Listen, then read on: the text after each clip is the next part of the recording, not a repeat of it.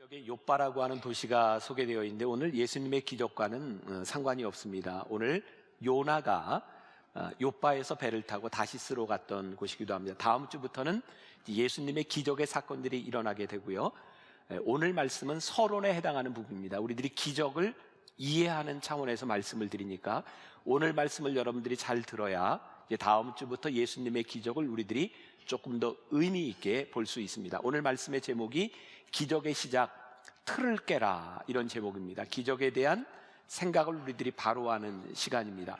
사실 오늘 우리가 읽은 본문 말씀이 참 불편한 부분이기도 합니다. 오늘 여기에 등장하는 서기관과 바리새인들이 예수님께 나와서 선생님이여 우리들에게 표적을 보여주시기를 원합니다, 이렇게 얘기를 했는데 예수님께서 그들을 무섭게 질책하십니다. 이렇게 말할 수 있을 것 같아요. 거절감. 그들이 기적을 요구했지만 예수님께 거절을 당했습니다. 아마 오늘 여기에 있는 많은 분들도 신앙생활을 하면서 우리가 요구했던 기적들 가운데 거절을 경험한 분들도 있을 것입니다. 먼저 기적에 대한 올바른 이해가 우리들에게 오지 않는다면 이 거절감은 우리들에게서 떠날 수 없는 문제이기도 합니다. 잘못된 기적이 이런 거죠. 제가 며칠 전 말씀을 다시 한번 묵상하다가 2년 전에 있었던 그 기사가 생각이 났습니다. 제레미 쿠츠라고 하는 켄터키주의 어떤 목사의 이야기입니다. 그는 기적을 믿었고 예수님의 능력을 믿었습니다. 성경대로 뱀을 만져도 뱀에 물려도 죽지 아니하리라, 그런 믿음을 가지고 예배 때 뱀을 만지며 이렇게 예배를 드리던 사람입니다. 근데 뱀에 물렸고요. 치료를 거부하다가 1시간 만에 죽습니다. 기적을 믿었는데 기적이 이루어지지 않은 경우죠. 또 이런 경우, 예전에는 기도원회를 참 많이 다녔습니다. 저도 기도원회를 많이 다녀봤고요. 삼각산, 한월산, 어떤 목사님의 이야기입니다. 이건 조크일 수도 있어요. 기도원에서 내려오면서 믿음과 확신에 가득 찼습니다. 성경 말씀이 기억이 났어요. 믿음으로 명하면 이 산을 들어 저리로 옮기라 하면 옮겨지리라. 그래서 이 목사님이 믿음을 가지고 삼각산을 향하여 명령하는 거죠. 삼각산아 옮겨서 한강으로 빠질지어다. 믿음으로 선언을 했는데 삼각산이 옮겨지지 않는 거예요. 분명히 믿음이 있는데 하나님께 기도합니다. 하나님, 제가 믿음으로 기도했는데 왜 이 산이 움직여지지 않는 겁니까? 그때 하나님께서 이 목사님에게 묻습니다. 왜 옮기려고 그래? 우리들이 생각하는 기적이 진정한 기적인가? 우리가 표적을 구하는 것인가? 오늘 말씀은 우리들에게 기적과 표적의 다른 점을 이야기하고 있습니다. 바리새인들과 서기관들이 나와서 예수님께 요구합니다. 표적을 보여주십시오. 그런데 그들이 잘못된 것은 무엇이냐면 그들은 표적을 통해 하나님이 하시는 일, 믿음의 역사를 보려고 하는 것이 아니라 이 표적을 통하여 하나님을 시험하고 있기 때문입니다. 이 성경에서 기적이라고 하는 말과 표적이라고 하는 말, 또 표적이 다른 의미로 사용이 되기 때문에 여러분들을 혼란스럽게 할 수도 있습니다. 여기에서 나오는 이 표적이라고 하는 것은 바로 그런 증거를 요구하는 표적을 의미합니다. 그런데 요한복음으로 넘어가면 이 표적이 좀 다른 의미로 쓰입니다. 요한복음에서는 예수님이 행하시는 기적을 늘 표적이라고 이야기합니다. 그 이유는 무엇이냐면 그 기적을 통해서 예수님께서 말씀하시고자 하는 것이 있었기 때문입니다. 그때 그 표적은 사인, 예수님이 행하신 일을 통하여 예수님의 목적을 말씀하는 것이기도 합니다. 예수님께서 행하시는 기적은 분명히 이유가 있습니다. 목적이 있습니다. 예수님께서 오늘 질책하시는 이유, 무섭게 질책하시죠. 악하고 못된, 여기서 표현이 어떻게 되어 있습니까? 오늘 말씀해 보니까 예수께서 대답하여 이르시되 악하고 음란한 세대라고 말씀을 하고 있습니다. 유진 피터슨의 메시지 성경에 의하면 39절을 이렇게 표현하고 있어요. 너희가 증거를 찾고 있으나 엉뚱한 증거를 찾고 있다. 너희는 너희의 호기심을 만족시켜주고 기적에 대한 너희의 욕망을 채워줄 무언가를 바란다. 그러나 너희가 얻게 될 유일한 증거는 증거처럼 여겨지지 않는 요나의 증거뿐이다. 아주 쉽게 표현이 되어 있죠. 기적을 요구하고 있는데 하나님과 관계된 것이 아니라 너희의 욕망을 채우려고 하고 있다. 구분할 필요가 있다는 거예요. 자, 그럼 우리들의 실제 지금 이 교회 생활 가운데서 일어나는 일들, 어떤 일들일까요? 저는 기적의 역사를 믿고요. 실제 신유의 역사도 일어나고 있고 또 하나님께서 행하시는 기적, 또 입신 이런 것들을 다 믿는 사람입니다. 그런데 문제는 잘못된 욕망으로 일어나는 일들이죠. 예를 들면 뭐 지금도 그런 단체들이 있어요. 예배를 드리면서 기도하면 이가 금리발로 변하는 겁니다.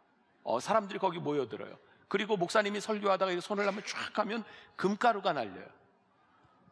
그리고 예배를 마치고 나면 기도하고 나면 막 이런데 막 금빛이 막 이렇게 촉촉촉촉 퍼쩍퍼쩍 사람들이 거기 모여드는 거예요. 금이야. 근데 가만히 생각해 보세요. 금이 하나님께 그렇게 가치 있는 일일까요? 우리는 왜 우리가 중요하게 여기는 가치와 하나님의 가치도 동일하게 생각하면서 그런 표적들을 구하는 일일까요? 오래전입니다. 저희 교회에 어떤 행사가 있어서 교회를 빌려줬습니다. 우리가 성령의 역사를 믿으며 기도할 때 입신도 하고 방언도 하고 쓰러지는 것을 믿습니다. 그런데 그때 그 집회에 강사 목사님이 설교를 마치고 기도를 하는데 교인들에게 손을 대고 이렇게 대면 이게 넘어집니다. 그리고 심지어는 안 넘어지면 넘어질 때까지 이렇게 누릅니다. 제가 그때 이런 질문이 생겼어요. 넘어져서 뭐 하려고? 넘어지는 것이 하나님의 역사로 일어날 수 있는 일입니다. 그런데 왜 넘어지려고? 문제는 뭐냐면 이런 넘어짐의 역사와 금가루 이런 것을 경험하는 사람들이 끊임없이 그런 집회를 찾아다닌다는 거예요. 하나님께서 기적을 통해 우리들에게 말씀하시는 의미, 목적을 찾으려고 하는 것이 아니라 사인을 바라보며 표적을 바라보며 그래 표적이 일어나야 하나님이야 라고 생각하는 것들, 이것은 오늘 예수님께서 무섭게 질책하고 있는 부분이기도 합니다. 자, 오늘 이 시간에 예배를 드린 여러분들의 마음속에 생각하고 있는 기적은 어떤 것인가요? 하나님, 제가 오늘 예배를 드리며 제가 기도하며 하나님 제 삶에 이런 기적이 일어났으면 좋겠습니다. 근데 하나님은 기적을 바라는 우리들의 마음속에 더 중요한 것을 묻고 계셔요. 그 기적을 통해서 너는 무엇을, 그 기적을 통해서 어떤 하나님의 뜻을 너는 보고 있느냐를 우리들에게 묻고 계세요. 그래서 우리는 이런 기적을 바랄 때 우리의 욕망이 채워지지 않으면 끝까지 기적이 일어나지 않았다고 생각하는 경우도 있는 거죠. 요즘 이제 선거철이 돼서 많은 사람들이 대통령을 꿈꾸고 있습니다. 대통령을 꿈꾸고 있는 사람들이 자기가 가진 종교에 가서 많이 기도들을 할 겁니다. 구슬하기도 하고 점을 보기도 하고 새벽 예배에 나가서 기도를 하기도 할 겁니다. 어떤 정치인은요, 선거를 앞두고 하나님께 기도했습니다. 하나님, 저에게 계시를 보여주세요. 계시를 보여주세요. 그때 하나님께서 이 정치인에게 기도 가운데 말씀하셨습니다. 내가 너에게 명하는 것을 그대로 행하라. 그럼 내가 계시를 보리라. 비가 오는 날 너는 우산을 쓰지 말고 속옷바람에 길거리에 나가라. 그런 음성을 듣고 따라합니다. 너무나 명확하게 들린 거죠. 그래서 비가 오는 날 우산을 쓰지 않고 속옷 차림으로 거리에 나아갑니다. 그런데 하나님의 음성이 들리지 않습니다. 아무리 기다려도 들리지 않습니다. 그래서 이분은 하나님께 기도합니다. 하나님, 제가 하나님의 말씀대로 제가 속옷을 입은 채로 비를 맞으며 거리에 나가 있는데 하나님 왜 말씀하지 않습니까? 제가 이곳에서 바보가 된 느낌이 듭니다. 그때 하나님께서 이렇게 말씀합니다. 내가 지금 바보가 된 느낌이 들었다면 네가 응답을 받았느니라. 이게 지금 잘 안 통하는군요. 네.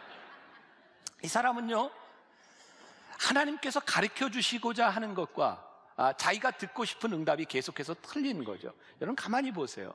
우리는 하나님께 기도하는데, 우리는 하나님께 기적을 구하는데 사실은 하나님의 의도와 목적보다는 우리들이 이루고자 하는 것들이 참 많다는 겁니다. 다시 말씀드립니다. 저는 기적의 역사를 믿습니다. 오늘도 기적의 역사는 일어납니다.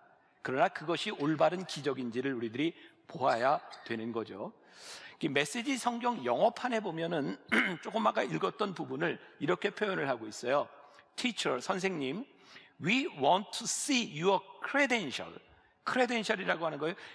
내가 예수님을 믿는데 예수님의 그 믿음 신뢰성을 우리들이 보기를 원하는데 give us some hard evidence라는 말을 합니다. 좀 더 강력한 증거를 좀 보여주십시오. 예수님께서 지금 질책하고 있는 것이 뭔지 아세요? 예수님께서 기적을 행하셨어요, 이미. 그런데 예수님이 행하셨던 기적을 알고 있는 서기관들과 바리새인들이 와서 예수님에게 좀 더 강한 걸 좀 보여주세요. 이들은 기적이 하나님이라고 생각했던 것 같아요. 기적을 행하셔야 하나님이라고 생각했던 것 같아요. 여러분들 분명히 알아야 되는 게 있는데, 우리가 기적을 하나님처럼 생각하기 시작하는 순간 기적이 우상이 됩니다. 하나님은 기적을 행하시는 분이지 기적이 하나님은 아닙니다. 서기관과 바리새인들은 기적을 보아야 하나님을 믿겠다고 생각하고 그들은 끊임없이 그들을 만족시켜줄 만한 기적을 찾아다니는 겁니다. 우리들이 신앙생활을 하면서 여러 기적들을 경험합니다. 그런데 문제는 기적을 일으키셨던 하나님을 만나는 것이 아니라 기적에 중독되고 표적에 중독된 사람들이 참 많이 있다는 거예요. 이 성경은 기적을, 특히 요한복음에는 7개의 기적이 나와 있는데 그 기적을 거기서는 사인이라고 말해요. 표적이라고 말합니다. 오늘 본문에 등장하는 표적과는 조금 다른 말이에요. 왜냐하면 예수님께서 기적을 행하시고 표적을 행하시고 난 다음에 꼭 하나님의 말씀을 주십니다. 예를 들어서 요한복음 6장에 오병이어의 기적을 행하신 다음에는 생명의 떡에 대한 말씀을 하세요. 또 요한복음 11장에 나사로를 살리신 기적을 행하신 후에는 부활에 대해서 설명을 하세요. 그러니까 기적은 그것이 목적이 아니라 기적을 통하여 하나님이 우리들에게 주시고자 하는 메시지가 분명하다는 말입니다. 그래서 오늘 기적만을, 표적만을 구하고 있는 서기관들과 바리새인을 향하여 예수님은 뭐라고 말씀하시냐면 악하고 음란한 세대가 표적을 구하나라고 말씀하고 있습니다. 이 말씀은 우리들이 기적을 구할 때 하나님께서 우리의 인생의 문제를, 기적을 거절하셨다 이런 뜻이 아닙니다. 하나님은 불신앙으로 하나님을 시험하는 기적을 거부하고 계시다고 하는 것을 분명하게 말씀하고 있습니다. 예수님께서 그들의 마음을 꿰뚫어 보고 계셨던 거예요. 그들이 원하는 기적은 하나님과의 관계 속에서 일어나는 것이 아니라 하나님을 시험하며 자신들을 만족시키기 위한 것이었다는 거예요. 자, 오늘 여기에서 우리의 신앙을 점검해야 되는 중요한 포인트가 있습니다. 많은 사람들이 교회를 찾으며 하나님을 찾으며 하나님을 알기 원하는 것보다 우리들이 원하는 기적을 통하여 우리의 욕망이 채워지기를 원하는데 문제는 우리의 욕망은 절대로 채워지지 않는다는 거예요. 기적을 통하여 하나님이 어떤 분이신지를 우리들이 바라보고 그 믿음을 고백하지 않으면 우리는 계속해서 또 다른 표적과 기적을 우리들이 구할 수밖에 없다는 거예요. 야고보서 4장 3절에 보면 구하여도 받지 못하면 정욕으로 쓰려고 잘못 구하기 때문이다 라고 말씀합니다. 우리가 흔히 많이 듣던 이야기예요. 하나님의 응답은 여러 가지로 옵니다. 하나님의 기적은 우리들이 생각하지 않았던 방식을 통해서도 옵니다. 문제는 하나님의 기적이 올 때에 우리의 욕심과 정욕으로 구하면 하나님의 기적이 보이지 않는다는 거예요. 하나님의 응답이 없는 것이 문제가 아니라 우리들이 하나님의 응답을 깨닫지 못하는 것이 문제라고 야고보서 기자는 이야기하고 있죠. 오늘 여러분들 주보에 책을 하나 소개해드렸습니다. 내가 왕 바리새인입니다. 허운석 선교사가 쓴 책인데요, 거기에 이런 글이 나와요. 자아가 펄펄 살아서 기도하면 그 기도를 하나님이 듣지 않으십니다. 은혜의 시간에는 응석을 받아주시지만 진리의 세계로 들어가면 절대로 받아주시지 않습니다. 사실 우리가 기도하는 대로 하나님께서 다 들어주신다면 우리가 얼마나 교만해지겠습니까? 응답해 주신 열매를 다 먹고 나면 곧 은혜를 잊어버리고 하나님을 대적하지 않겠습니까? 기도는 세상 것을 달라고 요구하는 청구서가 아닙니다. 그런 것은 하나님이 주시는 사은품에 불과합니다. 한낱 부스러기 같은 사은품을 탐낼 게 아니라 주님이 내게 오시기를 구해야 합니다. 주님을 완벽하게 만나는 자리가 바로 기도의 자리인 것입니다. 가만히 생각해 보니 우리는 그런 자랑, 그런 생각을 참 원했던 것 같아요. 내가 기도하면 하나님이 다 들어주시는 거예요. 그런데 조금 더 생각해 보니까 하나님이 진리의 하나님이시라면 내가 원하는 것을 다 들어주시는 분이 아니라 우리들이 응석을 부릴 때 우리의 기도를 들어주시지만 결국 우리들이 진리 가운데 가기를 원하시는 인격적인 하나님이시기 때문에 우리의 바라는 기적이 이루어지는 것보다 더 큰 하나님의 진리의 세계로 들어가기를 원하시는 거예요. 그러니까 우리가 신앙의 초보 때에는 바리새적일 수 있으나 이제 우리들이 진리 가운데 기적을 보는 눈이 열려야 한다. 그래서 예수님께서 이렇게 말씀하세요. 기적의 한계성에 대하여, 기적이 얼마나 불완전한 것인가에 대해서 말씀하고 계세요. 자, 43절에서 45절 보세요. 굉장히 불편한 얘기일 수도 있어요. 더러운 귀신이 사람에게서 나갔을 때에 물 없는 곳으로 다니며 쉬기를 구하되 쉴 곳을 얻지 못하고 이에 이르되 내가 나온 내 집으로 돌아가리라 하고 와보니 그 집이 비고 청소되고 수리되었거늘 이에 가서 저보다 더 악한 귀신 7을 데리고 들어가서 거하니 그 사람이 나중 형편이 전보다 더욱 심하게 되느니라. 이 악한 세대가 또한 이렇게 되리라. 자, 이게 무슨 얘기예요? 어떤 사람이 귀신 들렸는데 기도하고 귀신이 나간 거예요. 그런데 나간 귀신이 갈 데가 없어요. 그래서 다시 자기가 나왔던 곳을 보니 깨끗하게 청소되었어요. 그래서 귀신이 저기 7 귀신을 데리고 거기 살만하다 들어갔어요. 그래서 이전보다도 상황이 악하게 되었느니라. 저는 이것을 실제적인 예로 우리들이 분명히 보아야 된다고 생각하거든요. 기도하고 귀신이 나가요. 신유의 역사도 우리들이 경험해요. 문제는 그렇게 역사가 일어나고 귀신이 나갔는데 또 귀신이 들어온다는 거예요. 기적이 일어나는 것은요, 하나님의 은혜의 역사입니다. 우리가 하나님의 은혜를 경험합니다. 문제는요, 은혜를 경험한 우리들에게 진리가 거하지 않으면 거기에는 또 다른 악한 영들이 들어올 수 있어요. 저는 실제적으로 이런 것을 경험했기 때문에 여러분들에게 말씀드려요. 어느 날 저희 교회 교인 한 분이 직장 직원인데요, 귀신에 들렸다고 찾아왔어요. 제가 그분을 붙들고 어머니 기도를 해서 1시간 넘게 기도했습니다. 귀신하고 대화도 했고요. 정말 1시간 넘게 기도하며 그 귀신이 나갔어요. 제가 얼마가 지나서 그분에게 물어봤습니다. 어떻게 되셨어요? 그랬더니 그때 나갔는데요, 또 귀신이 들어왔어요. 실제 그런 일이 있어요. 제가 BTD 영성훈련에서 동일한 것들을 경험합니다. 그러면서 깨닫게 된 게 있어요. 귀신을 쫓아내는 역사가 중요한 것이 아니라 그 사람이 하나님 앞에 내적인 변화와 하나님의 사람으로 변화되지 않는다면 더 악한 귀신이 들어올 수 있구나. 정말 중요한 것은 기적과 표적 자체에 있는 것이 아니라 그 기적을 행하신 하나님과 우리들의 관계가 진리 안에서 바로 서지 않는다면 이 기적은 우리들에게 또 다른 증거를 보이는 반복되는 역사일 수밖에 없다. 오늘 41절과 42절에서 심판 때에 니느웨 사람들이 일어나 2세대 사람을 정죄하리니 이는 그들이 요나의 전도를 듣고 회개하였음이거니와 요나보다 더 큰 이가 여기 계시다. 회개하였는데요, 그것으로 끝난다는 거예요. 예수님께서 계셔서 그분은 더 큰 분이시다. 또 솔로몬의 이야기를 해요. 솔로몬의 지혜의 말을 듣고 땅끝까지 왔음이거니와 솔로몬보다 더 큰 이가 계시다. 지금 예수님께서 무엇을 말씀하고 싶으신 거예요? 기적, 지혜, 회개? 그것보다 더 중요한 그것을 일으키시는 하나님, 그분이 누구인지를 우리들이 올바로 알아야 된다는 거예요.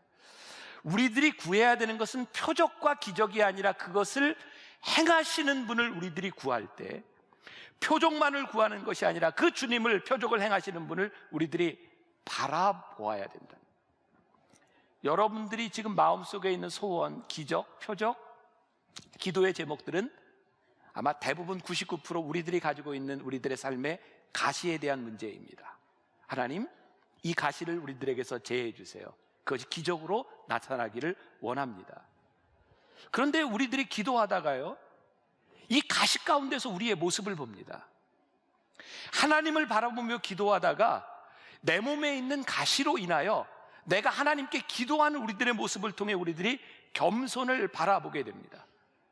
하나님을 바라보며 기도하다가 우리들의 가시가 이렇게 뽑혀지는 기적의 역사를 경험하기도 하고, 하나님을 바라보며 기도하다가 그 가시가 우리들의 삶에 하나님의 은혜로 고백이 되기도 해요.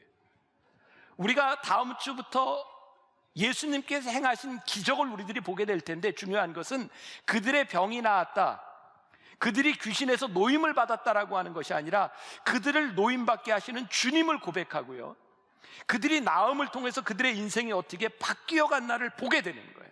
그것이 예수님께서 기적을 행하신 참다운 의미예요. 요한복음 1장 14절에 우리가 잘 아는 말씀이 있죠. 말씀이 육신이 되어 우리 가운데 거하심에 우리가 그의 영광을 보니 아버지의 독생자의 영광이요 은혜와 진리가 충만하더라. 이게 세례 요한이 보았던 예수님의 모습이에요. 은혜와 진리가 충만하더라. 우리 주님, 기적을 행하시는 주님의 속성, 본질이 무엇일까요?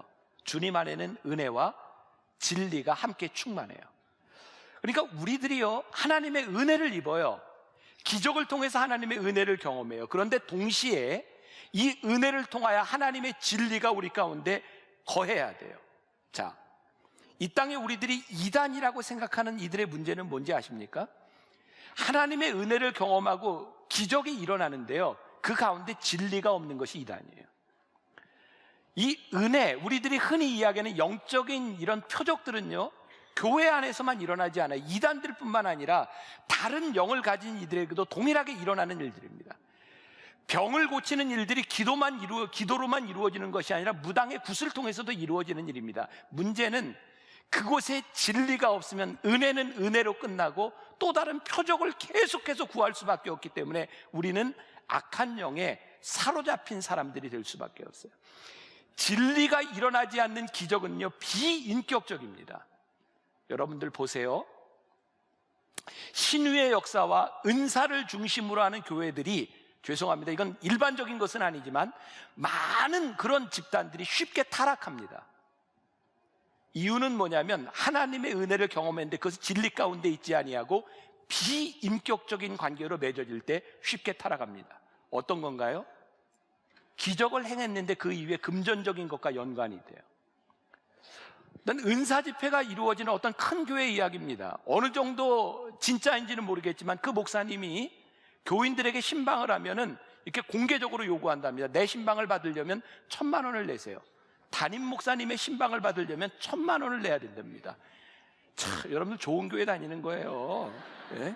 만일 제가 여러분들에게 이렇게 얘기하면, 여러분, 제가 담임 목사고 제가 여러분들에게 기도하면 하나님의 역사가 일어날 터이니 제가 신방할 때 1,000만 원을 헌금하세요. 여러분, 병이 나을 수 있습니다. 기적이 일어날 겁니다. 1,000만 원 내실래요, 안 내실래요? 대답이 없으시네. 교회를 떠나든지. 자, 보세요. 하나님의 기적이 일어나는 것은 잘못된 것이 아닌데, 내가 신방하여 기적이 일어나니 1,000만 원을 헌금하셔야 하는 순간 비인격적이 되는 거예요. 비도덕적이 되는 거예요. 어떻게 하나님의 역사와 성령의 역사를 돈으로 바꿀 수 있습니까?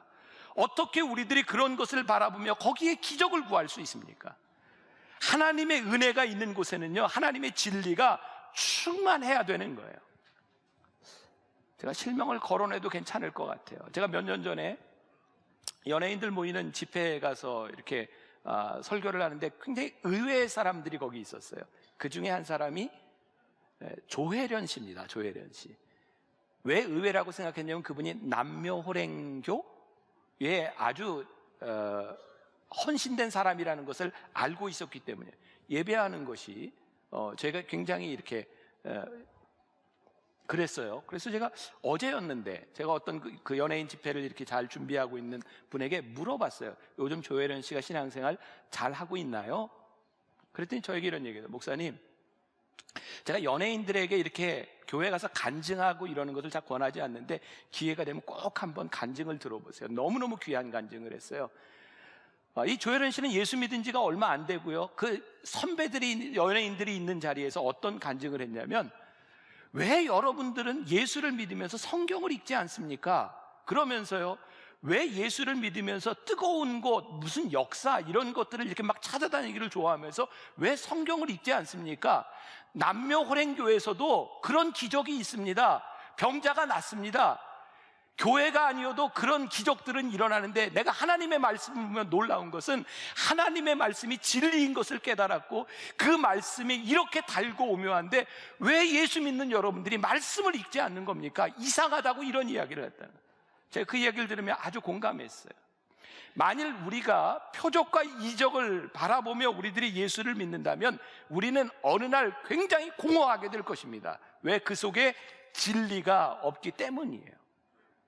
그래서 이제 다음 주부터 우리들이 예수님의 기적에 대한 이야기를 하나하나 우리들이 만나게 될 터인데, 그 기적의 중심이 있는 것이 아니라 그 기적을 일으키시는 주님이 어떤 분이신지를 보려고 해야 우리의 신앙의 변화가 일어나게 될 거예요.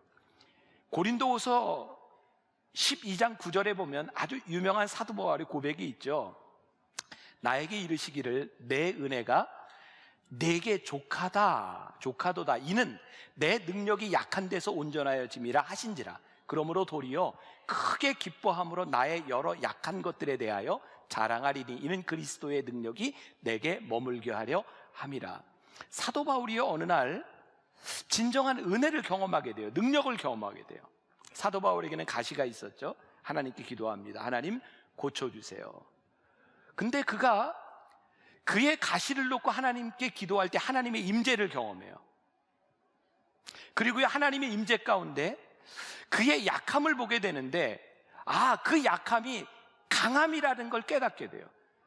하나님께 그는 이 가시를 제해달라고 기도하고 기적을 구했는데요, 하나님께서 그에게 깨닫게 하신 것은 뭐냐면, 바울아, 내가 가지고 있는 육신의 가시, 그 약함이 너에게 강함이니라. 왜냐하면 너에게 그 가시가 없었더라면 사죄의 보혈의 은총을 경험한 내가 날마다 내 마음속에서 살아나는 너의 정욕과 악한 본성으로 인하여 괴로워할 때, 너에게 그 가시가 없었더라면 네가 하나님께 기도하지 않았을 것이고 내가 넘어질 수 있었을 터인데, 네 가시로 인하여 내가 강하게 붙들림을 받았느니라. 그는 그의 약함 가운데서 하나님의 임재를 경험하고 그는 놀라운 신앙의 고백을 합니다. 자, 다시 말씀드리면 우리의 육신이 낫는 것도 기적이에요. 그런데 하나님의 임재 가운데서 기적은 우리들이 생각하는 한계를 뛰어넘는 일들이 일어나요. 하나님의 능력은 우리들이 생각했던 일이 이루어지는 것이 아니라 우리들이 생각하지 못했던 우리의 틀을 깨고 우리들에게 들어오셔서 우리들에게 깨닫게 하시는 놀라운 능력이 있어요. 자, 오늘 말씀의 제목이 뭐예요? 기적의 시작, 틀을 깨라. 진정한 기적은 하나님 앞에 우리의 욕심의 틀이 깨어지는 것이고요, 우리를 향한 하나님의 계획들이 보이기 시작해요. 기적을 일으키시는 하나님 나라의 원리가 우리들 가운데 들어오기 시작해요. 그 원리가 우리들에게 들어오지 않으면 우리가 경험한 기적에서 우리는 또 다른 기적을 요구해요. 생각해 보세요. 이제는 이만한 기적이었는데 더 자극적인 기적이 필요해요. Hard evidence. 서기관들과 바리새인들이 예수님이 행하신 기적을 알고 있었는데 그들을 만족시킬 만한 표적을 주세요. 예수님께서 그들을 향해 말씀하세요. 악하고 음란한 세대야. 자, 틀을 깬다고 하는 것, 제가 말씀을 준비하다 보았던 위클리비즈의 이 경영에서 하는 이야기들, 경영의 틀을 깨라 이런 이야기를 하는데 좋은 예가 될 것 같아서 여러분들과 한번 실험을 해보려고 그래요. 자, 여기에 점이 9개가 있어요. 그 위클리비즈에서 이걸 이렇게 떼지 않고 직선을 4개를 그어서 이 점을 다 연결해 보시오라는 거예요. 자, 한번 직선 4개를 이어서 이렇게 할 때 이게 다 연결되는가? 자, 하나, 둘, 셋, 넷. 요게 연결이 안 됐죠? 어떻게 하면 될까요? 이렇게 해볼까요? 하나, 둘, 셋, 넷 하면 요게 연결이 안 되죠. 지금 빨리 해보고 계신 거예요? 해보세요. 되나 안 되나? 여기부터 해볼까요? 하나, 둘, 셋, 넷. 또 요게 연결이 안 되나요? 그죠? 잘 안 되죠? 안 되잖아요. 그 제가 좀 되게 하려고 그래요, 지금.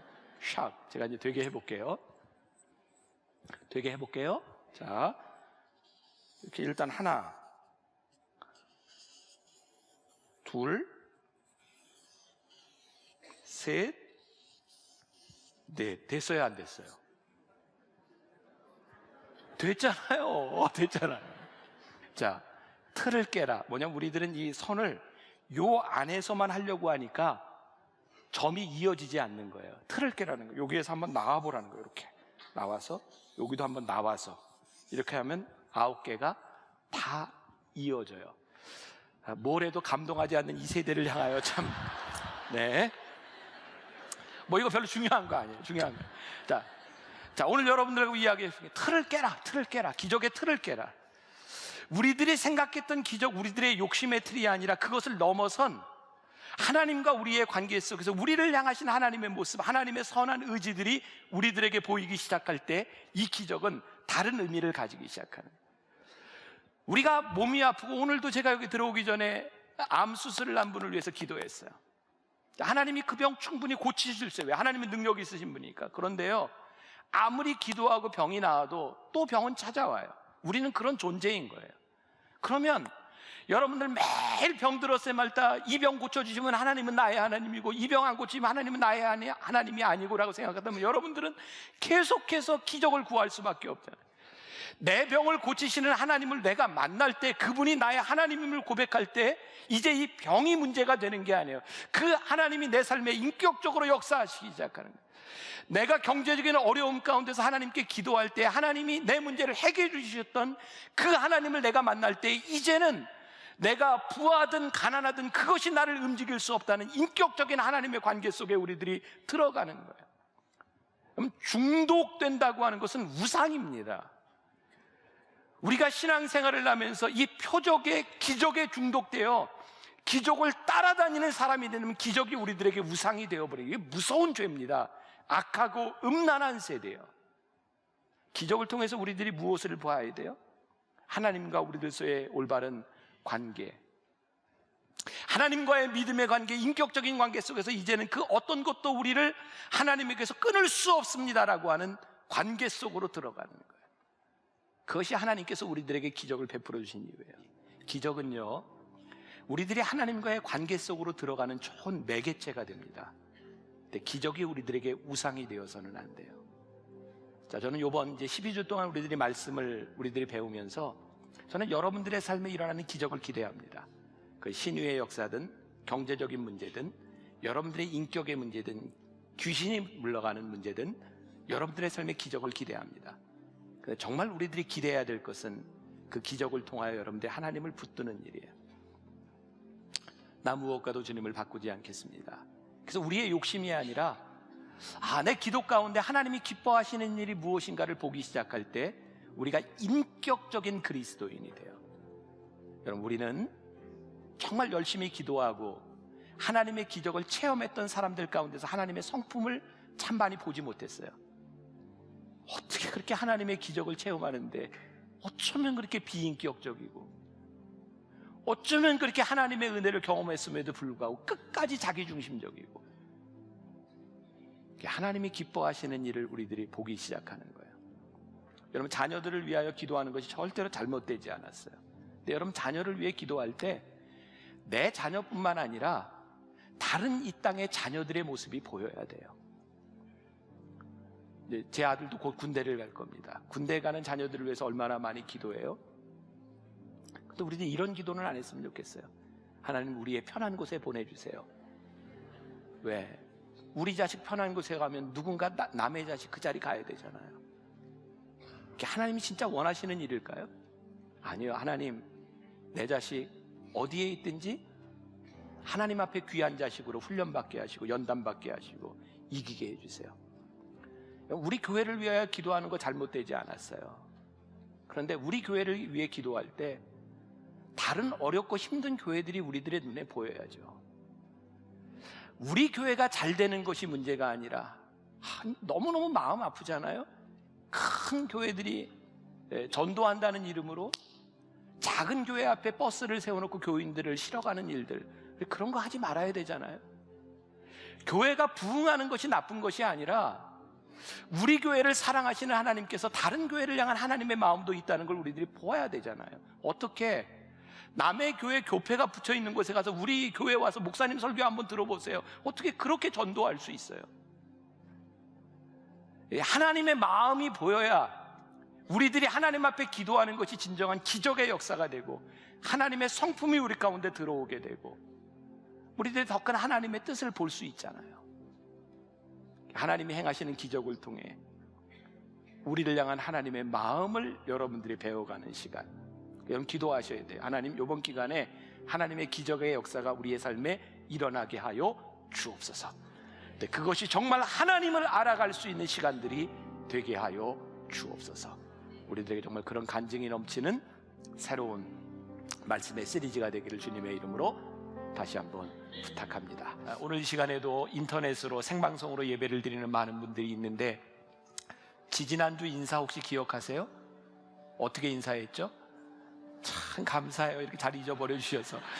봄이 왔어요. 지난주에는 진짜 봄이 왔어요. 오늘은 제가 어제 아침에 나가봤더니 비가 온 다음에 꽃이 폈더라고요. 그래서 꽃도 폈어요. 이렇게 한번 인사를 다 같이 한번 기쁘게 해주면 이곳에서 예배드리는 많은 분들이 힘을 또 얻을 것 같아요. 자, 다 같이 시작. 꽃도 폈어요. 네, 여러분들의 손이 다 꽃 같아요. 너무너무 아름답습니다. 자, 오늘 말씀으로 들어가기 전에 지도를 잠깐 볼 텐데 한번 띄워줘 보세요. 우리가 계속해서 예수님의 기적에 대한 말씀을 나누고 있는데, 우리 첫 주는 요나에 대한 이야기를 좀 나눴죠. 어디였죠? 요빠였습니다. 저기에 있고요. 지난주에는 예수님의 첫 번째 기적 가나의 혼인잔치, 가나가 저기 있습니다. 오늘은 어디죠? 그 바로 밑에 나인이라고 하는 곳인데, 위에 가버나움의 동그라미가 쳐져 있죠. 저기에 내려오는 화살표가 있습니다. 여러분들이 저 지도를 잘 기억하셔야 되는데, 가버나움에서 나인성으로 오는, 그러니까 남서쪽으로 가고 있죠. 약 40km 정도 되는 거리입니다. 여러분들이 좀 기억해 놓고 말씀을 들으시면 도움이 될 겁니다. 오늘은 나인성에서 일어났던 기적에 대한 이야기를 나누려고 합니다. 지난주 말씀의 제목을 지지난주 기적 뭐였죠? 감사해요. 이렇게 잘 잊어버려 주셔서 진짜. 틀을 깨라. 지난주에는 절망의 항아리 순종으로 채우다. 제목이 너무 멋있지 않아요? 오늘은 뭐예요? 슬픔에서 시작된 기적입니다. 우리가 이렇게 흔히 듣던 이야기인데요. 들어보셨을 거예요. 중동에 사막을 건너는 한 사람이 있었습니다. 근데 사막을 건너면 길을 잘못 들으면 죽을 수도 있습니다. 이게 종교의 특징을 이야기하는 건데, 길을 잘못 들은 그 사람에게 공자는 이렇게 이야기합니다. 인생은 언제나 바른 길을 가야 합니다. 이렇게 충고해요. 석가모니는 이렇게 이야기를 합니다. 본래 인생은 고행입니다. 마호멧은 이렇게 이야기할 겁니다. 알라의 뜻이니 그냥 그렇게 가세요. 예수님이 우리들에게 오시다면 이렇게 말씀하신 겁니다. 네가 가는 길이 참 힘들구나. 내가 너와 함께 가자. 오늘 우리가 나인성의 과부를 만나주셨던 그 주님을 우리들이 만나는 시간을 가지려고 합니다. 오늘 본문 말씀이 이렇게 시작하고 있습니다. 그 후에, 지금 이 누가복음 7장 이 주변 언저리에 일어났던 사건들은 예수님이 공생애를 지나시는 동안 아주 다이나믹하게 활동하셨던 기적의 역사들이 많이 있습니다. 그런데 오늘 이 말씀이 그 후에라고 되어 있어요. 그러면 그 전에 무슨 일이 있었을까? 그 전에 7장에 무슨 일이 있냐면, 유명한 이방인이었던 백부장의 하인을 고치신 이야기가 나오고 있습니다. 참 특이한 일은 이방인이었음에도 불구하고 유대인과 장로들이 예수님께 나와서 저 백부장이 아주 괜찮은 사람이니 하인의 병을 좀 고쳐주십시오. 예수님이 그 하인의 병을 고쳐주려고 가시는 거예요. 가버나움으로. 그런데 백부장이 사람을 보내죠. 주님, 나도 사람을 부리는 사람인데 주님 제 집에 안 오셔도 됩니다. 주님이 말씀하시면 되겠습니다. 그래서 그때 하인의 병이 낫습니다. 그리고 오늘 본문 말씀 11절이요. 그 후에라고 하는 말과 더불어서 예수께서 어디로? 나인이란 성으로 가실 때 제자와 많은 무리가 동행하더니, 자, 이 말도 우리들이 이렇게 생각할 수 있죠. 바로 그 기적을 보았던 많은 사람들이 동행하며 예수님께 나아가고 있었어요. 이 시기는 예수님이 기적을 행하시면서, 제가 기적에 대한 첫 번째 말씀을 드릴 때 예수님의 기적에는 이유가 있다 그랬죠. 예수님의 정체성, 예수님이 어떤 분이신지를 기적을 통해서 나타내셨던 때입니다. 7장 바로 전 6장에서는 어떤 일이 있었냐면, 예수님께서 안식일에 밀을 잘라서 손으로 제자들과 함께 이게 드시는 걸 보며 논쟁이 일어나죠. 그때 예수님께서 안식일의 주인이 나다. 그리고 백부장의 하인을 고치시고 오늘 나인성에서는 죽은 사람을 살리시는 것을 통해서 예수님이 누구신지, 죽음을 이기시는 주 되심을 선포하는 일이기도 합니다. 저는 오늘 말씀을 이렇게 묵상하고 준비하다가 제가 말씀을 좀 이렇게 상상력을 가지고 보자 그랬잖아요. 가버나움에서 예수님과 많은 사람들이 따라옵니다. 이렇게 남서쪽으로 내려가고 있어요. 그런데 이 나인성의 사람들은 뭘 하고 있어요? 장래의 행렬을 가지고 나아가는 겁니다. 예수님을 따라오던 행렬과 장래의 행렬이 만난 사건입니다. 여러분들 조금 전에 보셨겠지만 나인이라고 하는 성에 대한 설명이 나오는데, 나인이라고 하는 이름은 사랑스럽다, 즐겁다 이런 뜻을 가지고 있습니다. 아무리 사랑스럽고 즐거운 도시라 할지라도 인생의 문제는 끝이 나지 않습니다. 우리들은 모두 인생의 문제들을 가지고 살아갑니다. 오늘 12절에 이 과부가 가지고 있었던 문제가 무엇인가? 12절, 성문에 가까이 이르실 때에 사람들이 한 죽은 자를 메고 나오니 이는 한 어머니의 독자요 그의 어머니는 과부라. 그 성에 많은 사람도 그와 함께 나오거늘. 여기에 과부라고 되어 있는데 저는 히브리어를 잘 모릅니다. 근데 히브리어에 이 과부라는 말이 알마나라고 한다고 합니다. 근데 이 알마나라고 하는 말이 과부라는 것이 어떤 뜻이냐면 침묵하는 자, 목소리를 낼 수 없는 자랍니다. 얼마나 인생이 고달프고 힘들었는지 신음조차 낼 수 없는 사람, 그것이 과부입니다. 설상가상. 남편을 잃은 것도 참 슬픈 일인데, 그 당시에 남편이 없이 세상을 살아가는 것이 참 힘든 일인데, 이 여인이 소망을 두고 있었던 한 독자가 있었는데 그 아들이 죽었어요. 어떻게 이런 일이 일어날 수 있을까? 신음조차 낼 수 없는 상황, 그 행렬을 예수님과 만나게 된 거죠. 이 장례라고 하는 것이요, 유대의 풍습에 나라마다 다 틀린데, 유대는 더운 나라이기 때문에 우리나라처럼 3일장, 4일장 이러지 않습니다. 사람이 죽으면 바로 장사를 지냅니다. 그러니까 전날 밤에 사람이 죽었다면 그날 아침에 장사를 지낼 거고요, 아침에 사람이 죽었다면 그날 오후에 장례를 치를 겁니다. 자, 제가 아까 그 방향과 거리를 생각해 보라 그랬어요. 가버나움에서 나인성까지 오는데 몇 킬로라고 했죠? 40킬로라고 했습니다. 자, 여러분들이 40킬로를 가려면 몇 시간 정도 걸어야 될까요? 아마 적어도 10시간 이상은 걸어야 되는 길입니다. 그러니 예수님께서 가버나움에서부터 내려오시고 이 장례 행렬이 만났다고 하는 것은 우리가 생각해 볼 수 있는 것이 있는데, 예수님이 나인성에 도착하시기 이전에 이미 예수님은 그 아들이 죽기 전에 나인성을 향해 오고 계셨어요. 저는 이 말씀을 묵상하면서 이런 생각을 하게 되었어요. 저는 종종 교회에서 이런 얘기 듣거든요. 초신자들인데 정말 예수를 잘 믿겠다고 신앙의 고백을 하고 은혜를 받고 영성훈련해서 마음이 뜨거워졌는데 그 사람에게 참 힘든 일이 일어나는 거예요. 목회자로서 좀 당황스러워요. 하나님, 예수 믿겠다고 찾아온 저 사람에게 좋은 일이 생겨도 그의 신앙을 지킬까 말까 하는데 이런 일이 생기면 어떡합니까? 그런데 어려움을 당한 초신자들이 이런 고백을 하는 거예요. 목사님, 만일 제가 하나님을 모르는 상태에서 이런 일을 당했더라면 너무너무 힘들었을 텐데, 하나님은 저를 만나주시고 하나님을 믿는 믿음 가운데서 이 일을 당하게 하셔서 견디게 하시고 이기게 하셨습니다. 저는 오늘 이 말씀이 그런 말씀인 것 같아요. 이 아들이 죽기 전 예수님께서는 이미 하나님의 사랑을 가지고 시작된 행렬, 그것이 나인성에서 일어났던 죽음의 행렬을 만났던 사건은 아닐까. 지난해 제가 안식년을 지났죠. 근데 여러분들이 안식년인지 아닌지 잘 모르잖아요. 주일 지키는 안식년을 지내서 사람들이 흔히 얘기하는 안쉴년을 제가 이렇게 1년을 지났어요. 제가 이렇게 지나놓고 보니 제가 목회를 하면서 처음으로 안식년이라고 하는 이름으로 지났던 그 시기들이 지난해 오랫동안 병중에 계시던 저희 어머니가 돌아가셨거든요.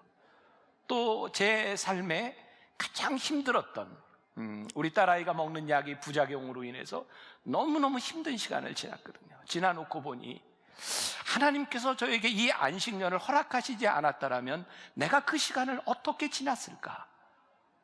우리들의 인생에 우리들이 당하고 있는 이 일들을 보면 하나님께서 이미 우리를 사랑하셔서 행하신 일들이 있구나라는 고백을 우리들이 할 수밖에 없는 적이 참 많은 것 같아요. 오늘 이 기적의 시작은 오늘 13절에 보니까 주께서 과부를 보시고 불쌍히 여기사 울지 말라 하시고 그랬어요.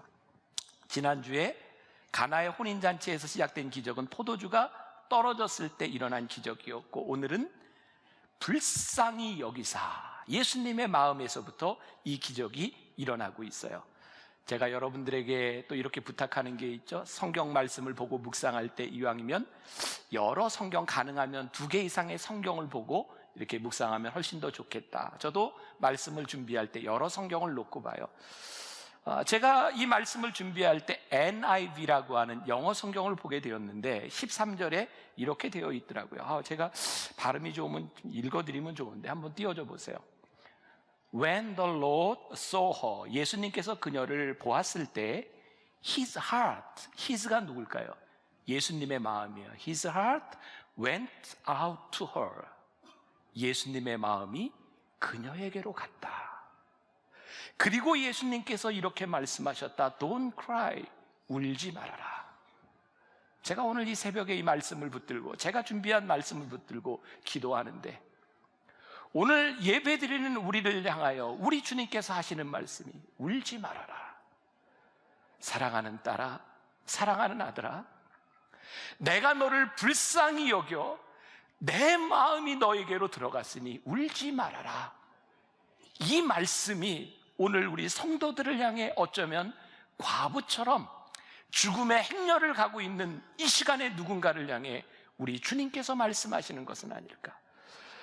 우리말 성경에 보면 불쌍히 여기사, 이 말은 단순히 불쌍히 여기사가 아니라 주님의 마음이 우리 가운데 들어오신 일이었어요. 성경에 우리들이 참 이해할 수 없었던 말이 애통하는 자는 복이 있나니, 이게 이런 말씀이구나.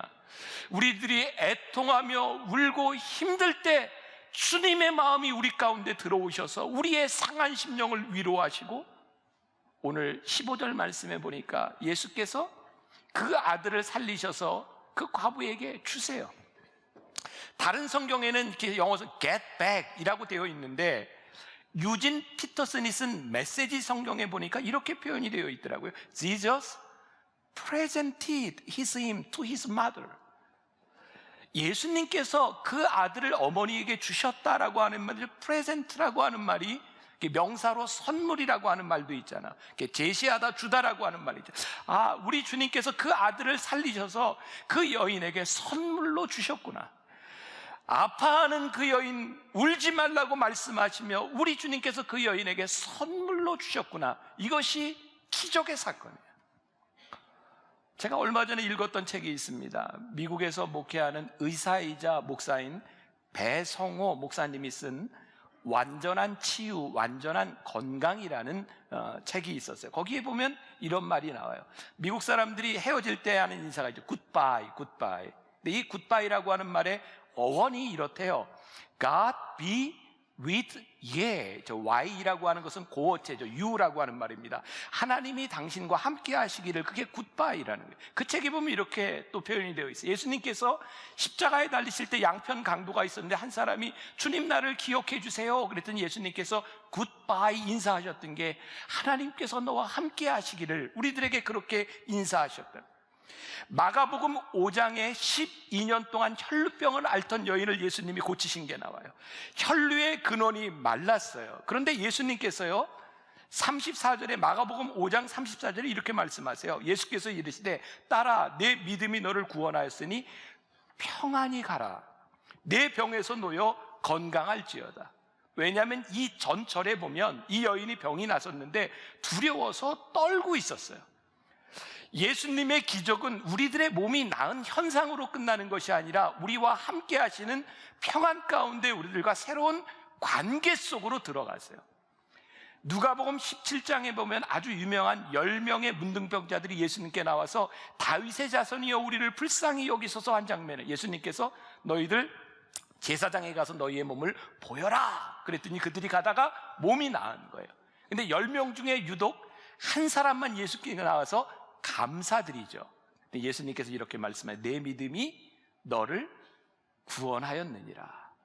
예수님의 기적은요 우리들의 삶에 일어난 현상으로 끝나는 것이 아니라 우리들에게 무언가를 주시기를 원하세요. 새로운 관계 속에, 평안과 구원의 관계 속에 들어가기를 원하세요.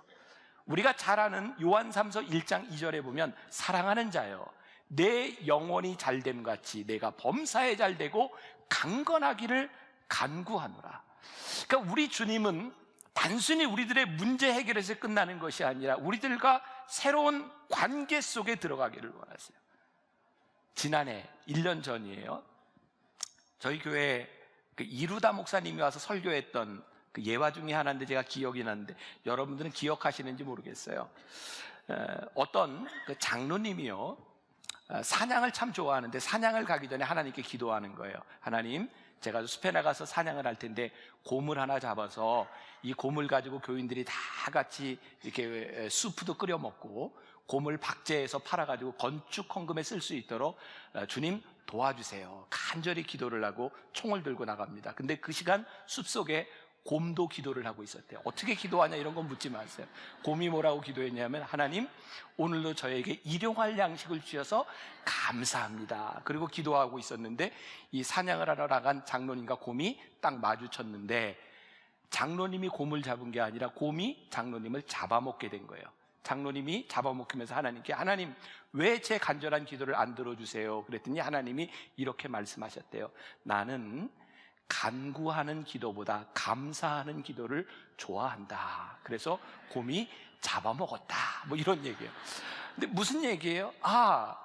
우리들이 간구하는 기도를 할 수 있지만 우리의 간구로 끝나는 것이 아니라 하나님은 우리들과의 감사의 관계 속에 들어가기를 원하시는구나. 그러니까 기적은 단순히 일어난 어떤 현상에 대한 부분이 아니라 하나님의 마음이 우리들 속에 들어오셔서 우리와 새로운 관계가 시작되는 것이 기적이에요.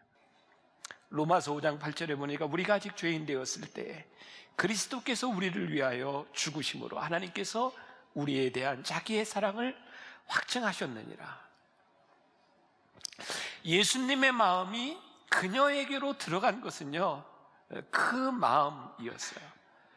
그 마음으로 우리 주님께서 그 딸을 향해 울지 마라, 사랑하는 딸아 울지 말라고 말씀하고 있어요. 오늘 이 기적이 우리들에게 무엇을 얘기하나요?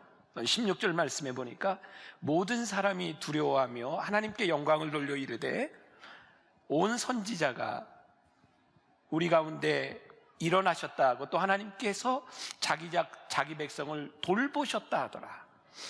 여기 하나님께서 자기 백성을 돌보신다, 이게 또 유진 피터슨의 성경에 보면 이렇게 나왔더라고요. 모든 사람은 자신들이 지금 거룩한 신비의 자리에 있으며 하나님께서 그들 가운데 일하고 계심을 깨닫고는 조용히 경배했다. 그리고는 떠들썩하게 감사하며 서로 큰 소리로 외쳤다. 하나님이 돌아오셔서 자기 백성의 필요를 돌보아 주신다. 오늘 기적을 통해서 그 자리에 있던 사람들이 깨닫게 된 것이 있어요. 하나님께서 여기에 오셔서 돌아오셔서 우리를 돌봐주셨다. 여기 그들에게 두려워하는 마음이 있었고 그 두려워하는 마음 가운데서 하나님께 영광을 돌리는 일이 있어요. 미국 사람들이 이렇게 예배 드릴 때 자주 쓰는 영어식의 표현이 있습니다. awesome이라, awesome God. 위대하신 주님, 크신 하나님, 두려우신 awesome God, 이런 말을 자주 씁니다. 하나님께서 우리들에게 오셔서 우리를 살피신다는 거 얼마나 두려운 일인지 몰라요. 우리같이 이기적이고 개인적이고 자기의 꿈밖에는 모르는 우리들에게 들어오셔서 우리를 살피신다고 하는 게 얼마나 두려운 일인지 몰라요. 근데 그 하나님께서 우리들에게 들어오셔서 우리를 살피시고 우리 가운데 역사하실 때 우리들이 하나님 앞에 경배할 수밖에 없는, 오늘 기적은, 오늘 사람들이 이렇게 고백하죠. 사람들이 거룩한 신비의 장소에 있었다는 것을 깨달았다. 우리는 놀라운 것, 특별한 것, 기적의 장소를 찾아다니고 있는데 하나님께서는 우리들에게 들어오셔서 우리를 불쌍히 여기실 때 깨달은 것이 있는데, 와우, 이 자리가 거룩한 곳이고 이 자리가 신비한 곳이고 하나님이 역사하시는 곳이구나. 하나님의 거룩한 곳을, 역사하심을 우리들이 보는 사람. 죽음의 행렬이 예수님의 행렬을 만나 기쁨의 행렬로 바뀌어졌어요. 오늘 17절 말씀해 보니까 예수께 대한 이 소문이 온 유대와 사방에 두루 퍼지니라. 저는 이 소문을 거룩한 소문이라고 말하고 싶어요. 거룩한 소문. 여기에 많았던 수없이 많은 사람들 모두가 이 기적을 체험한 것이 아니라 이 가운데 어떤 불쌍한 여인이 주님의 마음이 들어오셔서 기적을 체험하였더니 이 몬 소식이, 이 거룩한 소문이 세상에 퍼지게 되었다. 이 기적을 통하여 우리들이 깨닫게 되는 것이 있어요. 이 나인성 과부의 아들을 살리셨던 주님은 우리를 불쌍히 여기시고 우리와 함께 하시는 분이구나. 이 기적을 통하여 우리들이 가지고 확신을 가지고 나아가는 게 있어요. 하나님께서 우리를 돌봐주시고 우리와 함께 하시는 분이구나. 제가 이렇게 어린 시절, 옛날 이러면 이제 연세된 분들한테는 죄송한데 어렸을 때 제 기억이 늘 그런 게 있거든요. 예배 시간에 가면 나이 많은 할머니 권사님들이 이 찬송 부르면서 많이 오셨어요. 주 안에 있는 나에게 딴 근심이 있으랴. 그분들의 삶이 40년, 30년, 40년 그 이전에 그 신앙을 처음 살았던 그분의 삶들이 얼마나 힘들었을까. 그리고 지금과는 다르게 인생을 살아가는 것이 얼마나 어려운 때를 지나가고 있었을까. 근데 그분들이 이 찬송을 부르며 주 안에 있는 나에게 딴 근심이 있으랴, 눈물을 흘리며 그분들이 받았을 위로, 오늘 나인성 과부의 이 행렬이 예수님을 만났던 그 놀라운 기적의 역사는 오늘 우리들 가운데도 하나님께서 역사하시기를 원합니다. 요즘 젊은이들이 제일 듣기 싫어하는 게, 어른들이 우리 때는, 옛날에는 이런 말이라 그래요. 젊은이들이 그렇게 얘기합니다. 우리들이 얼마나 힘든지 아십니까? 그때에는 그런 어려움이 있었고 지금 우리는 또 다른 어려움이 있어요. 이전에는 먹는 것이 없어서 힘들었다면 지금은 많은 물질로 인하여 힘든 시대를 살아가고 있고요. 이전에는 일본이라고 하는 나라, 6.25 전쟁이라고 하는 것 때문에 많은 어려움을 겪었다면 지금은 돈과 권력을 가지고 뒤흔드는 사람들 때문에 젊은이들이 당해야 되는 고통들도 우리는 참 많이 가지고 있어요. 우리의 인생, 우리들의 삶의 행렬은요, 끊이지 않는 고난의 길이에요. 근데 오늘 우리들이 이 고난의 길 가운데서 하나님께서 우리들에게 물으시는 것은, 너희의 행렬이 지금 이미 시작된 우리를 향해 사랑하시는 아버지의 마음으로 우리들에게 다가오시는 그 행렬을 우리들이 만나느냐. 여러분들의 광고 시간에 제가 이렇게 한샘 치고 헌금이 이렇게 우리 주일날 그냥 여러분들이 모아서 낸 헌금이 2억 이상 나왔으니까 어떻게 이렇게 많은 헌금이 나왔나, 특별한 헌금이 있었어요. 지난주일 일부 예배를 마치고 한샘 치고 헌금 이렇게 제가 광고를 하고 이렇게 나가는데, 제가 처음 보는 어떤 부부가, 저희 교인이 아니어서 오늘 저희 교회에 등록을 했어요. 우리 교인이 아닌 분이었는데 저에게, 목사님, 오늘 말씀을 들으며 하나님께서 저에게 주시는 음성으로 듣고 순종하려고 합니다. 그러면서 지난 11월에 그 아들이요, 한예종을 나와서 성악을 전공한, 늘 찬양을 하며 이렇게 장래가 촉망되는 그런 청년이었는데 작년 11월에 교통사고로 죽었어요. 그 아들이 죽기 전 어머니에게 뭐 그런 이야기를 했대요. 내가 은행에 뭐 돈을 얼마씩 붓고 있는데 얼마 후에는 찾을 수 있을 것 같다, 뭐 이런 이야기를 들었었는데 그게 그 아들의 생명보험이었어요. 그 아들이 죽고 그 보험금을 받았는데 엄마가 그 돈을 그렇게 쓸 수 없는 거예요. 그래서 지난 몇 달 동안 기도하며, 하나님, 우리 아들의 생명을 가지고 이걸 어떻게 써야 될까요? 그렇게 기도하는데 지난주에 광고를 들으며 그 가정, 그 생명을 구해야 되겠다. 그래서 그 아들의 생명값으로 그것을 하나님 앞에 드렸어요. 아마 우리가 기대하는 것, 그 헌금으로 인하여 그 가정과 또 하나님이 주실 은혜와 축복을 우리들이 기대하죠. 오늘 새벽에 제가 어머니 기도실에서 말씀을 붙들고 기도하는 그 어머니를 향해서 하나님 말씀 같았어요. 사랑하는 딸아, 울지 말아라. 더 이상 울지 말아라. 오늘 제가 예배를 마치고 기도하면서 그래서 더 이상 울지 마세요. 힘들겠죠.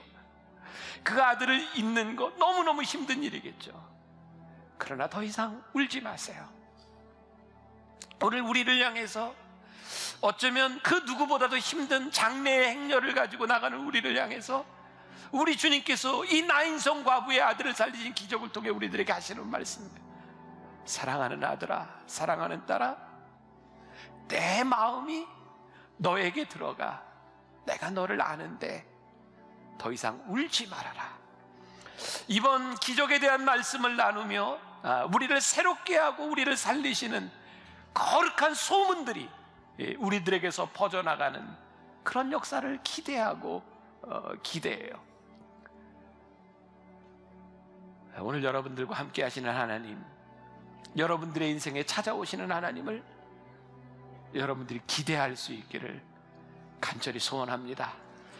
그 기적의 거룩한 소문이 이 교회와 여러분들의 만남을 통하여 퍼져나갈 수 있기를 주님의 이름으로 간절히 축복합니다.